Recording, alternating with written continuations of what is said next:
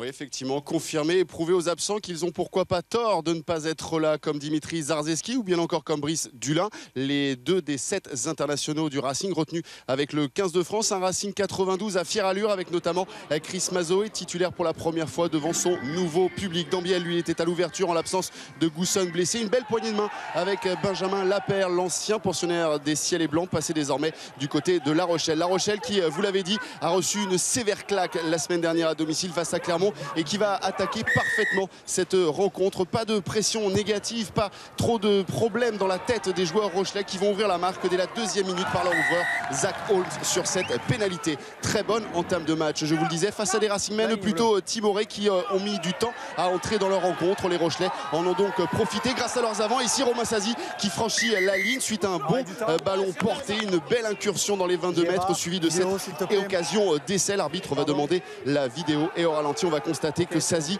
le capitaine, ne peut aplatir, gêné qu'il est par le très bon geste défensif de Maxime Machenaud. On en reste donc à 3-0 et Maxime Machenaud, on le retrouve après 20 minutes. Première incursion dans les 22 mètres du Racing, première faute rochelaise et première pénalité donc du buteur francilien qui permet à son équipe de revenir à égalité 3 partout. Le Racing, vous l'avez dit, est capable d'un exploit, battre Toulon sur son terrain, mais à domicile, de subir face à des équipes supposées moins fortes. C'est peut-être le cas aujourd'hui, même si Machenaud ici permet à son équipe de prendre l'avantage et de mener 6-3. Le Racing alors s'en mêle un petit peu les crayons, se lance dans des passes approximatives et ici l'ailier rochelais Gabriel Lacroix intercepte cette mauvaise passe pour inscrire le premier essai de la rencontre. La belle vista, le geste juste de Gabriel Lacroix, au contraire des mauvaises passes, celle de Ducalcon tout d'abord inefficace et puis celle ensuite de Kamicha interceptée donc par Gabriel Lacroix. Un essai que va transformer Holmes et La Rochelle alors mène 10-6. Il reste 10 minutes avant la fin de cette première mi-temps et le Racing enfin va montrer les griffes et se lancer dans le combat. On a vu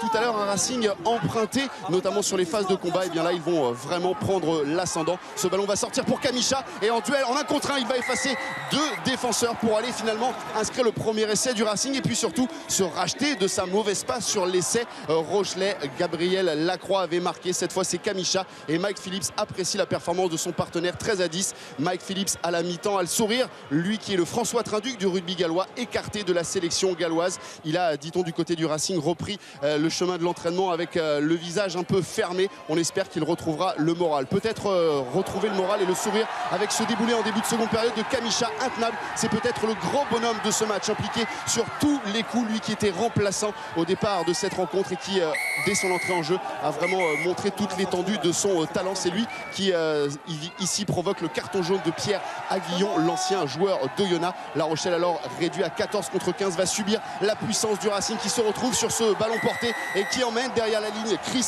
Mazoé, l'ancien All Black, auteur d'un doublé en ce début de saison. Il avait marqué à Toulon la semaine dernière, il récidive aujourd'hui devant son public et permet surtout à son équipe de mener 20-10 après la transformation de Maxime Machenaud. Mais Holmes en face, malgré la chaleur étouffante aujourd'hui, garde son sang-froid pour réussir en moins de 10 minutes 2 pénalités coup sur coup qui vont permettre à La Rochelle de revenir à 20-16. L'indiscipline aura coûté cher donc au Racingman. L'indiscipline, on en reparle avec ce carton jaune reçu par Gomessa pour ce plaquage dangereux. Il reste 10 minutes à jouer dans cette rencontre et Holmes sur cette pénalité ramène son équipe à un petit point seulement du Racing 92. Tout est encore possible. La victoire n'a pas choisi son camp, mais sur cette touche, eh bien, La Rochelle laisse une munition importante, une occasion d'essai peut-être que ne vont pas réussir les Rochelais qui dans les dernières minutes vont se procurer une balle de match. Avec ce ballon sorti pour Holmes, la tentative de drop et le superbe contre, geste magnifique de Marc-André qui est monté à toute vitesse, contrer ce drop de Holmes. L'action ensuite va se poursuivre et ne rien donner.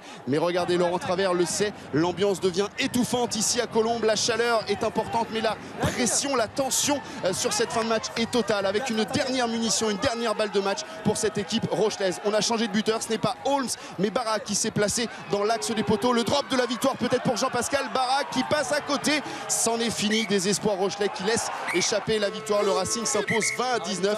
Grosse déception évidemment pour La Rochelle et qui plus que le bonus défensif aurait mérité aujourd'hui la victoire. Gros soulagement en revanche pour le Racing 92 qui confirme sans convaincre son succès décroché la semaine dernière à Toulon et qui offre une victoire en guise d'adieu à Jack Crogneux, obligé de mettre un terme à sa carrière en raison de trop nombreuses blessures. Jack Crogneux a passé 6 ans ici au Racing, ça a été le capitaine durant de nombreuses rencontres. Il quitte ses partenaires et met fin à sa carrière, ça méritait bien une petite larme. Il faut l'avouer, aujourd'hui, La Rochelle méritait la victoire. On est chanceux de gagner. On s'en sort avec un point d'avance. Je ne sais pas trop comment. Je crois que la chance était avec nous ce soir. Alors on s'en sort bien, je peux le dire. On a pris un carton jaune. Le carton rouge n'était pas loin.